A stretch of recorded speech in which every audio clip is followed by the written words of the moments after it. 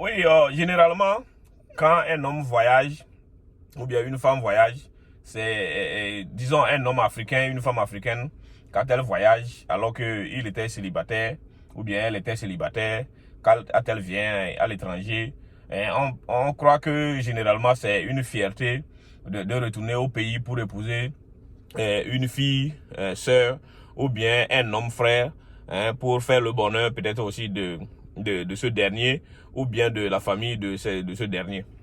Mais on voit carrément l'opposé de ce qui se passe aujourd'hui. Parce que les gens ont transformé cette intention et ils sont en train d'abuser.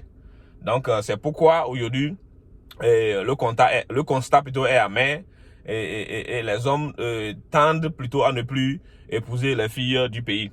Bon, ce message c'est spécialement pour les filles qui sont restées au pays. Les gars, ils viennent et ils ont l'intention de vous faire votre bonheur, mais quand ils arrivent, nous avons remarqué généralement que les filles ont commencé par abuser.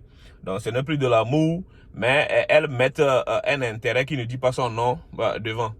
Donc les hommes d'aujourd'hui de la diaspora, surtout togolaise, tout le monde a remarqué ça. Tout le monde a remarqué cette anarque. Donc avec le temps, les hommes n'épouseront plus les filles qui sont restées au pays. Ils viendront, oui c'est vrai, ils vont écrire avec vous, ils viendront au pays, ils vont seulement abuser de votre sexe et puis ils vont disparaître. Ils vont vous proposer terre et ciel, mais croyez-moi que ça ne va plus aboutir avec le temps. Parce que le plan est clair. Donc elles sont là et dès que tu arrives, elles vont faire semblant de se soumettre, de faire de faire les courbettes et tout. Mais une fois que tu les épouses et que tu les amènes à l'étranger, ça devient un problème.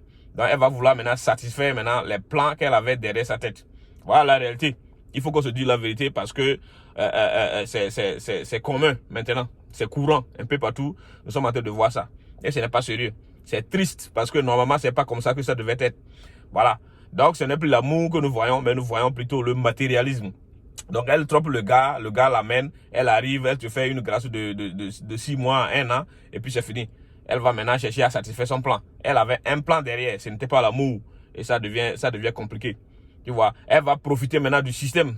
Ben, vous savez généralement que à l'étranger, en Occident comme en Europe, et le système tend à protéger plus les femmes que les hommes. Donc quand elle arrive, elle ne va plus être dans la peau de la femme africaine, mais elle va profiter du système maintenant pour nuire au gars. Quelqu'un qui a souffert et qui a dépensé de l'argent et tout, qui s'est sacrifié pour t'amener à l'étranger, pour faire ton bonheur. Et voilà, elle arrive et la femme mal intentionnée, elle va vouloir nuire à cette personne. Donc c'est ce qui se passe généralement. Il y a d'autres, même elle ne va même pas arriver d'abord. Elle est déjà au pays, mais trompe déjà le gars qui se sacrifie ici pour déjà, peut-être certaines personnes ont déjà lancé même les dossiers pour amener la fille ici. Mais par impolitesse et l'insoumission, elles confondent tout et par infidélité, elles confondent tout et puis le plan échoue. Voilà la réalité. Donc c'est triste. C'est triste. Donc avec le temps, le conseil est clair. Ils viendront, ils abuseront de vous, mais vous n'aurez pas le résultat escompté. C'est ça la réalité. Il faut que les mentalités changent. Surtout les Togolais. Je m'adresse spécialement aux Togolaises. Vous êtes restés au pays. Quand vos frères viennent pour vous épouser, pour vous amener aux États-Unis ou bien en Europe et tout, si vous ne les aimez pas, laissez-les tranquilles. Si vous les aimez, c'est bien. Donc faites un bon mariage. Arrivez, soyez toujours dans la peau de la femme africaine, de la femme togolaise. Notre culture, c'est notre culture.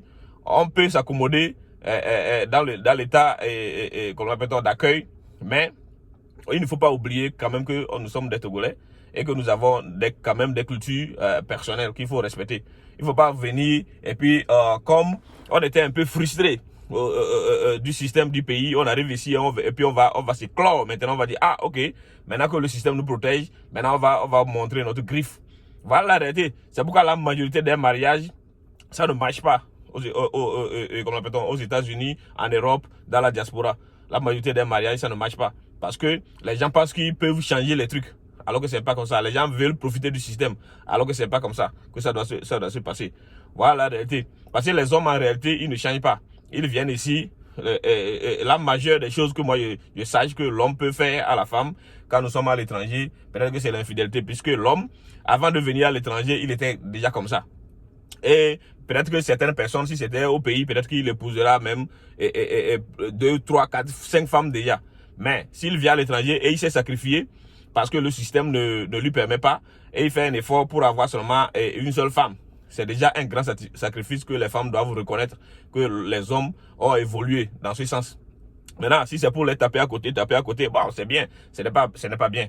Puisque quand vous vous mariez, c'est le meilleur pour le pire. Si ta femme ne fait pas, toi aussi tu ne dois pas le faire. Mais comme c'est dans la nature sorcière aussi de l'homme, c'est ça. C'est ancré dans son chromosome et c'est difficile qu'il change brusquement. Donc c'est avec le temps que peut-être que ça peut marcher. En dehors de ça, c'est l'erreur que moi je sais que les hommes peuvent commettre à l'étranger. Voyez-vous. Mais du côté des filles, des femmes, c'est-à-dire que quand elles autres, c'est pour satisfaire leur égoïsme. Voilà la réalité parce qu'il y a un système qui les protège. Donc elles vont vouloir à tout prix maintenant et enfoncer l'homme pour satisfaire leur égoïsme. Et c'est ça qui crée le chaos. C'est ça qui crée le chaos.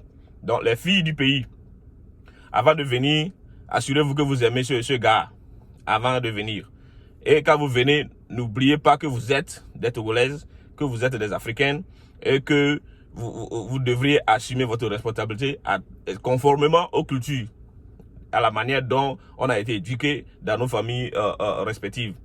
Je ne dis pas qu'il faut se coucher pour que l'homme marche par-dessus toi, mais quand même, il y a des choses quand même qu'il faut comprendre et traiter et s'entendre. Voilà la réalité. Donc, les filles qui sont restées au pays, soyez sincères et puis quand vous arrivez, ne montrez pas votre égoïsme. Voilà la réalité. Ne montrez pas votre égoïsme. Ne venez pas pour montrer votre vraie face. Ne venez pas à l'étranger maintenant pour devenir des sorcières. Si vous êtes sorcière, restez chez vous.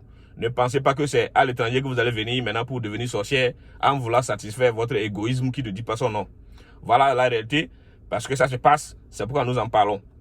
Et merci beaucoup pour votre écoute. Ici, c'est Gilles Le Renard, le président de la Java Consciente.